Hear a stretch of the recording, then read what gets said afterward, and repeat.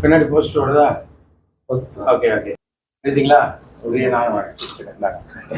அவர் ஆரம்பித்து வெற்றி பெற்ற கட்சி தான் எம்ஜிஆர் கட்சி. இன்னைக்கும் எம்ஜிஆரை மறந்துட்டு யாராவது கட்சி நடத்தணும்னு ஆசைப்பட்டா அது எந்த விதத்துலையும் சரியாக வராது.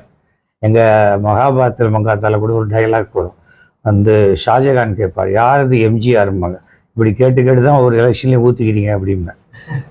அதில் ஒரு இது கூட குறையாம இன்னைக்கு ஆல்பர்ட் தியேட்டரில் இதயக்கனி ஐயாவோட படத்தில் பார்க்குறப்போ எங்கப்பா நான் என்ன நினச்சேன், இடையில கூட கேட்டேன், அண்ணே படம் ஏதாச்சும் இப்போ ஒர்க் பண்ணியிருக்காங்களா, படத்தை ஏதாச்சும் இப்போ ஒர்க் பண்ணியிருக்காங்களா இல்லை ஏதாச்சும் கலரெல்லாம் பண்ணியிருக்காங்களான்னு. இது என்ன அப்படின்னா எதுவுமே பண்ணல, ஆனால் அப்படியே தான் ரிலீஸ் பண்ணியிருக்கிறோம் அப்படின்னு சொல்கிறப்போ ஏங்க இன்னைக்கு நம்ம பார்த்துட்டு இருக்கிற படங்கள் எல்லாத்துக்கும் தூக்கி சாப்பிட்ருக்குங்க. எவ்வளவு செலவு பண்ணி எவ்வளவோ பிரம்மாண்டமாக எடுக்கணும்னு சொல்லி படம்லாம் ஓடிட்டு இருக்கிற காலகட்டங்களில் சிம்பிளாக அழகாக எடுத்துருக்குறாங்க. படத்துக்குள்ள அவ்வளவு கண்டென்ட், அவ்வளவு ட்விஸ்ட்டு மேலே ட்விஸ்ட்டு, ஒவ்வொரு இதுக்கும் ஆச்சரியப்படுற மாதிரியும் அது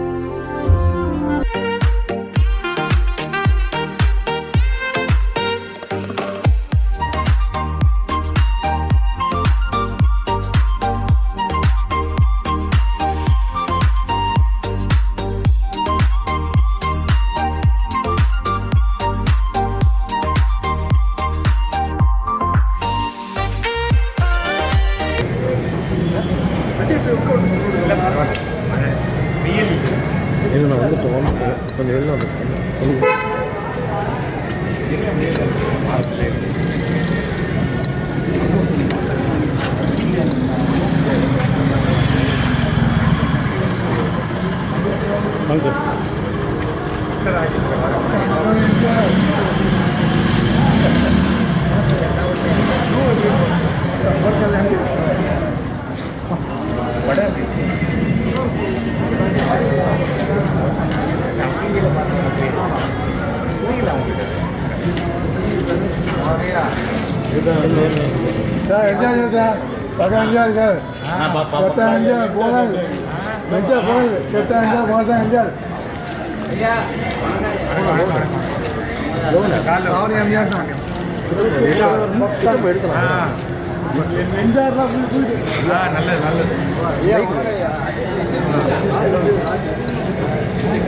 கைக்கு உண்டா நான் அடிச்சுறேண்ணா.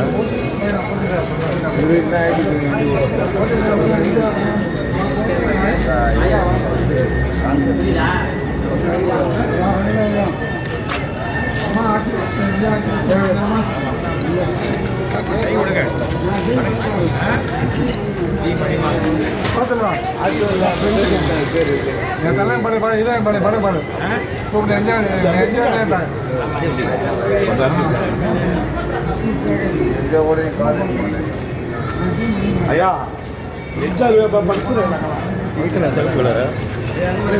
வீடியோ தான் பரவாயில்ல, வீடியோ வச்சு ஃபோட்டோ வச்சுருக்கேன்.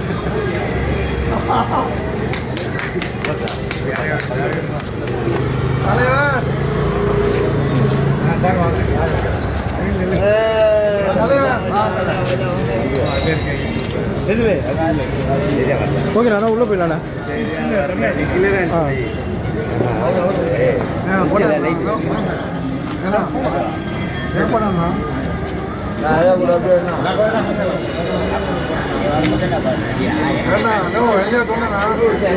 இருக்கியா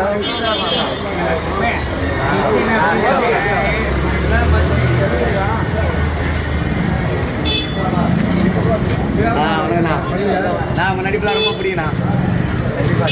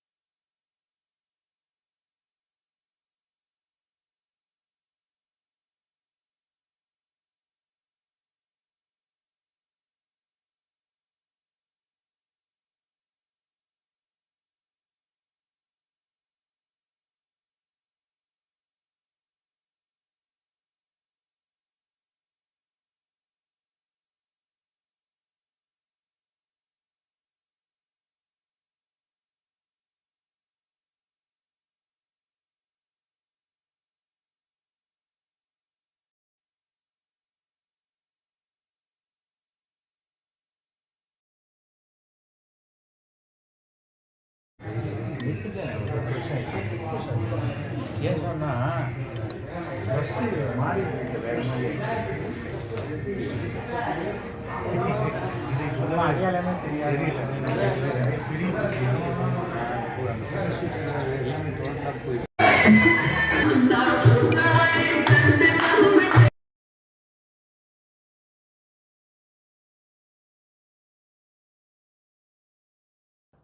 இதயக்கனி படம் வந்து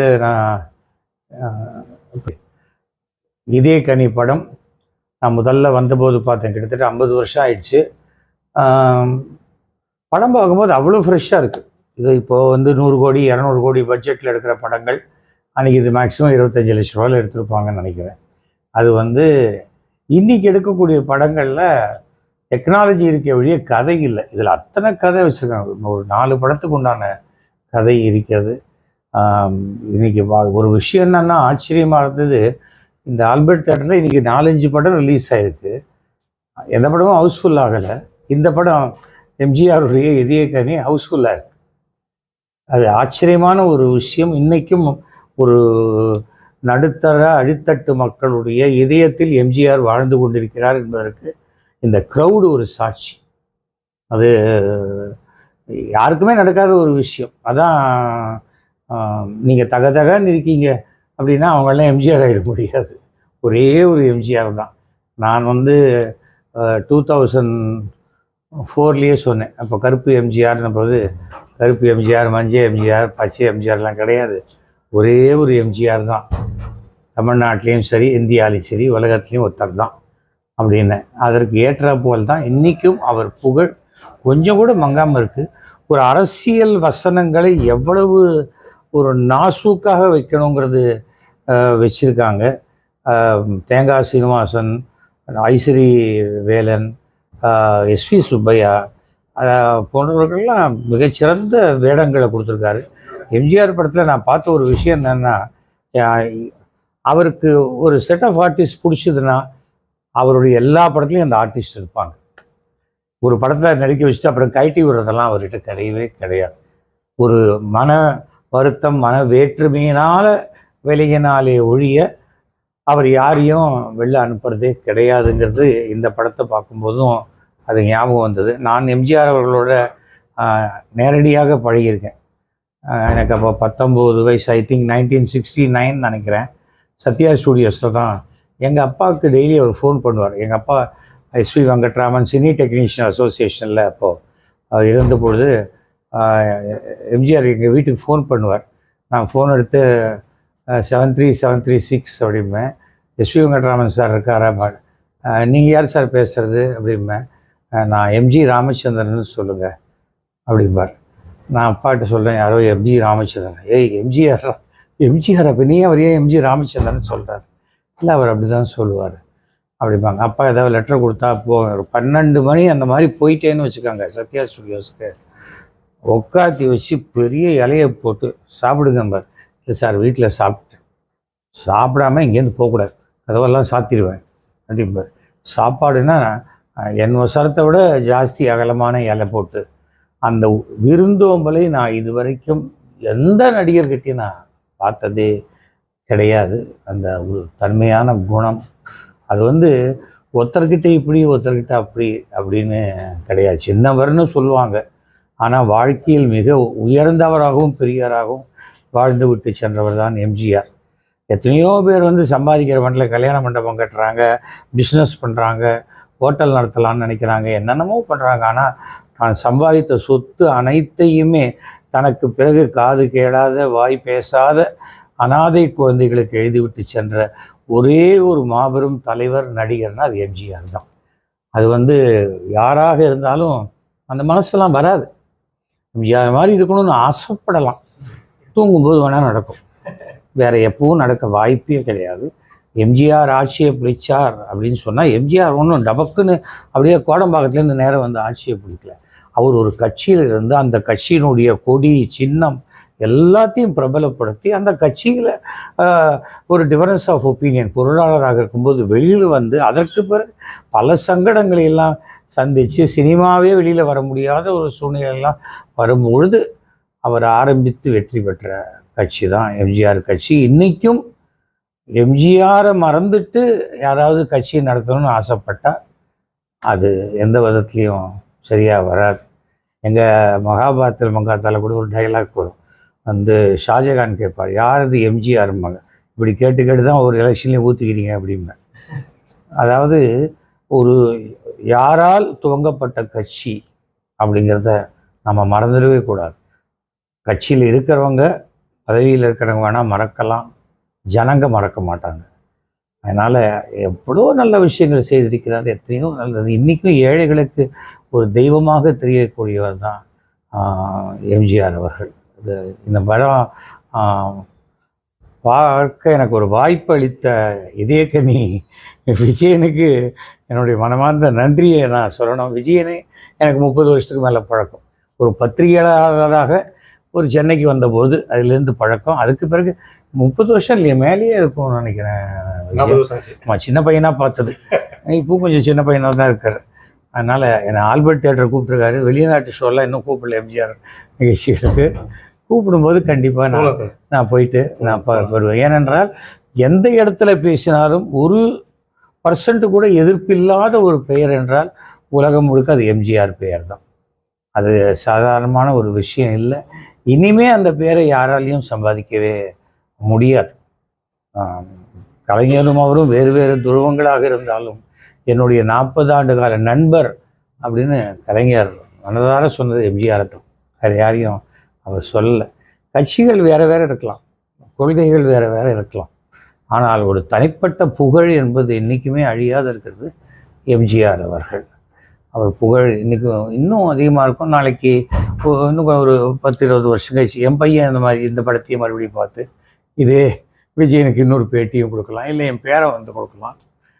எம்ஜிஆர் அதாவது திரை சினிமாங்கிறது இருக்கிற வரைக்கும், வீடியோன்னு இருக்கிற வரைக்கும், தொலைக்காட்சின்னு இருக்கிற வரைக்கும், அண்ட் இன்டர்நெட் இருக்கிற வரைக்கும் எம்ஜிஆர் வாழ்ந்து கொண்டு தான் இருப்பார். வணக்கம். இந்த சமயம் ஒரு முக்கியமான ஒரு விஷயத்தை சொல்லணும். இந்த படம் வந்து பொன்விழா ஆண்டு. பொன்விழா ஆண்டுங்கிறதுல எனக்கு என்ன பெருமைன்னு சொன்னால், நான் என்னுடைய நாடகக்குழு ஆரம்பித்து இந்த பொன்விழா ஆண்டில் 7000 நாடகங்கள் நடத்தியிருக்கேன். இது நாடக உலகில் மிகப்பெரிய சாதனை. அது எம்ஜிஆர் அவர் சாதனையெல்லாம் வேறு, நாடக உலகம் ஒரு சின்னது. அந்த நாடக உலகத்தில் நான் ஒரு சாதனை பண்ணியிருக்கேன். இன்றைக்கி வந்து எம்ஜிஆருடைய புகழுக்காகவே இதயக்கனி அப்படின்ட்டு விஜயன் நடத்தக்கூடிய பத்திரிகையுடைய சில்வர் ஜூப்ளி ஆண்டு, 25வது ஆண்டு, 50, 50, 25. ஆனால் கண்டிப்பாக விஜயன் அவருடைய பத்திரிகை 50 ஆண்டு போகும். அப்போ வந்து எம்ஜிஆருடைய படம் 75வது ஆண்டு போகும். அது கண்டிப்பாக நடக்கும் எல்லாமே. அதுக்கு என்னுடைய அட்வான்ஸ் வாழ்த்துக்களை நான் விஜயனுக்கு நான் தெரிவித்துக் கொள்கிறேன். மீண்டும் உங்கள் அனைவருக்கும் என்னுடைய மனமார்ந்த நன்றி, வணக்கம், வாழ்த்துக்கள். பாக்கியம் தான் சொல்லுவேன் நான். ஏன்னா இந்த இதை வந்து நான் நம்ம இதயக்கனி விஜயனுக்கும் நம்ம பூக்கடை சத்யானுக்கு தான் நான் சொல்லுவேன். ஏன்னா சின்ன வயசில் அப்பா அம்மா கூப்பிட்டு போவாங்க ஒவ்வொரு படங்களுக்கும், கைதட்டி உற்சாகப்படுத்தி சந்தோஷமாக படம் பார்ப்பாங்க. படங்கிறது பார்க்குறதே பெரிய விஷயமா இருக்கும். அப்போல்லாம் பார்க்குறப்போ வந்து நாமளும் சினிமாவுக்கு வந்துட்டோம் அப்படின்ற ஒரு பெருமை இருக்கும். ஜாலியாக என்ஜாய் பண்ணிட்டு வந்துடுவோம். ஆனால் அப்போது நம்ம எப்படி ஒரு சத்தத்தோடமும் ஒரு அந்த இதோட நம்ம பவரோடு பார்த்தோமோ, அதில் ஒரு இது கூட குறையாமல் இன்றைக்கி ஆல்பர்ட் தியேட்டரில் இதயக்கனி ஐயாவோட படத்தில் பார்க்குறப்போ அடேங்கப்பா, நான் என்ன நினச்சேன், இடையில கூட கேட்டேன், அண்ணே படம் வந்து ஏதாச்சும் இப்போ ஒர்க் பண்ணியிருக்காங்களா, படத்தை வந்து ஏதாச்சும் இப்போ ஒர்க் பண்ணியிருக்காங்களா இல்லை ஏதாச்சும் கலரெல்லாம் பண்ணியிருக்காங்களாங்க, இது என்ன அப்படின்னா எதுவுமே பண்ணல, ஆனால் அப்படியே தான் ரிலீஸ் பண்ணியிருக்கிறோம் அப்படின்னு சொல்கிறப்போ, ஏங்க இன்னைக்கு நம்ம பார்த்துட்டு இருக்கிற படங்கள் எல்லாத்துக்கும் தூக்கி சாப்பிட்ருக்குங்க. எவ்வளோ செலவு பண்ணி எவ்வளவோ பிரம்மாண்டமாக வந்து எடுப்போம்னு சொல்லி படம்லாம் ஓடிட்டு இருக்கிற காலகட்டங்களில் சிம்பிளாக அழகாக எடுத்துருக்குறாங்க. படத்துக்குள்ளே அவ்வளவு கண்டென்ட், அவ்வளோ ட்விஸ்ட்டு மேலே ட்விஸ்ட்டு, ஒவ்வொரு இதுக்கும் ஆச்சரியப்படுற மாதிரியும் அது பயங்கரமான ஒர்க்காக இருக்குது இந்த படம். இந்த படம் மட்டும் இல்லை, அவரோட படங்கள் ஒவ்வொரு படமுமே வந்து மக்களுக்கு ஒவ்வொரு கருத்துக்களையும் என்ன இதில் சொல்கிறாரு, என்ன இதில் நம்ம தெரிஞ்சுக்கிட்டோம் அப்படின்ற மாதிரியே இருக்கும். அதே மாதிரி படம் முடிஞ்சப்போ ஒரு பாடலோட படம் முடியுது. அடேங்கப்போ உடம்பே சிலுக்குது. கண்டிப்பாக வந்து இந்த படமெல்லாம் வந்து இன்றைக்கும் இந்த காலகட்டம் இல்லைங்க, எத்தனை ஆயிரம் காலகட்டம் வந்தாலும் அவரோட படங்கள் கூட்டம் நிரம்பி வழியும். அது யாராலையும் ஒன்றும் பண்ண முடியாது. இந்த படம் இந்த டைமில் வந்து பார்க்குறதுக்கு எனக்கு பெரிய சந்தோஷமாக இருக்குது. நன்றி. வணக்கம். இதயக்கனி விஜயன். இதயக்கனி பத்திரிகை சார்பாக, அதாவது இதயக்கனி பத்திரிகை தொடங்கி வெளிவிழா ஆண்டு. இந்த வெளிவிழா ஆண்டில் வந்து நாங்கள் இதயக்கனி படம் வெளிவந்த காரணத்தால் அதற்கு எவ்வளவு விஷயங்கள் சிறப்பு செய்ய முடியுமோ செய்து கொண்டே இருக்கிறோம். அதாவது சமூக வலைத்தளங்களில் மட்டுமின்றி, அதாவது முக்கிய பிரமுகர்கள், எம்ஜிஆர் தொடர்புடைய முக்கிய பிரமுகர்கள், ரசிகர்கள் எல்லோருமே திரையரங்குக்கு வர வைப்பது எங்களுடைய பணிகளில் ஒன்று. அப்படி வந்து இன்றைக்கி திரைப்பட நடிகர் திரு S.V. சேகர் அவர்களை அழைத்திருக்கிறோம். அவர் இன்றைக்கு வந்து இந்த காட்சியில் அவர் ஒரு முக்கிய சிறப்பு விருந்தாளி அப்படி சொல்லலாம். எங்கள் அழைப்புக்காக தான் நான் 2 வாரமாக அவரை முயற்சி பண்ணிகிட்டு இருந்தேன். அவர் இன்றைக்கி நாடகம் வந்து அவருக்கு கேன்சல் ஆகிடுச்சு. இன்றைக்கி நாடகம் நடத்த வேண்டியது கேன்சல் ஆகிட்டு உடனே எனக்கு ஃபோனை போட்டார், நீங்கள் வந்துடுறேன், படம் பார்க்க வர்றேன் அப்படின்னு சொல்லி அவரே அழைச்சி சொன்னார். ஸோ இது நமக்கு ஒரு மகிழ்ச்சி. அதாவது இது என்னென்னா, அவர் பார்க்க வரும்போது அவரே பார்க்க வரும்போது நம்மளும் பார்க்கலாமே அப்படின்னு இது வரைக்கும் இந்த படம் வெளிவந்து திரையரங்கு வராதவங்க கூட வர்றதுக்கு ஒரு வாய்ப்பாக அமையும் அப்படிங்கிறது என்னோட நம்பிக்கை. அந்த நம்பிக்கையில் தான் அன்றைக்கி அவர் தீவிர எம்ஜிஆர் அபிமானி சேகர். அவருடைய செல்ஃபோனில் என்ன பாட்டு ஒலிக்குதுன்னா, நம்ம நம்பரை போட்டோம்னா, நினைத்ததை நடத்தியே முடிப்பவன் நான், அந்த பாட்டு தான் அவருடைய செல்ஃபோனில் ஒலிக்குது. ஸோ எம்ஜிஆர் பாட்டே அவர் வச்சிருக்கார். ஸோ இது ஒரு உதாரணம். ஸோ அதனால் அவர் வருகைக்கு நம்மளுடைய மகிழ்ச்சியும் நன்றியும் தெரிவித்துக் கொள்கிறோம். அதாவது இது அப்படியே தொடரும். இதில் என்னென்னா, ஆகஸ்ட் 22ஆம் தேதி இந்த இதயக்கனி படத்தினுடைய பொன்விழா ஆண்டு 50 வருடங்கள் நிறைவு வருகிறது. அதில் பொன்விழா ஆண்டு, அந்த பொன்விழா ஆண்டை வந்து சிறப்பாக, அது அன்றைக்கி 50வது நாள், இங்கே வந்து படம் வெளியாகி 50வது நாள் அன்றைக்கு சிறப்பான ஏற்பாடுகள் செய்து கொண்டு இருக்கிறோம். அது பற்றிய அறிவிப்புகள் அடுத்தடுத்து 1 by 1 வரும். இதயக்கனி பத்திரிகை சார்பாக இதயக்கனி படத்திற்கு பொன்விழா அப்படிங்கிறது இந்த சன்னடத்தில் முன்னோட்டமாக சொல்லி வைக்கிறேன். இனி அதற்கான பணிகள் தொடங்கும். அது பற்றி அதற்காக திரு சேகர் அவர்களிடம் கலந்து பேசுவதற்காகவும் நான் வந்து இதற்கு வந்திருக்கிறோம். ரசிகர்கள் என்றும் வந்து ஒரு ஆரவாரமாக, வரவேற்போடு, அதாவது கொண்டாட்டமாக, உற்சாகமாக, புரட்சித் தலைவர் எம்ஜிஆர் அவர்கள் எப்படி வந்து உற்சாகத்தை வந்து உருவாக்கியிருக்கிறோம், அந்த உற்சாகம் ரசிகர்களிடம் இன்றைக்கும் உண்டாமல் இருக்கிறது. புதிய படங்கள் தமிழகம் வந்து வெளிவந்திருக்கிறது. அந்த புதிய படங்களை விட புதிய படங்களுக்கு ஆகாத வசூல் இதயக்கனி படத்திற்கு வந்து கொண்டிருக்கிறது என்பதை இந்த சரணத்தில் சொல்ல விரும்புகிறேன். அதாவது புது படங்களால் அவங்களுக்கு வருமானம் கிடையாது, எம்ஜிஆர் படம் போட்டால் தான் வருமானம் அப்படிங்கிறது.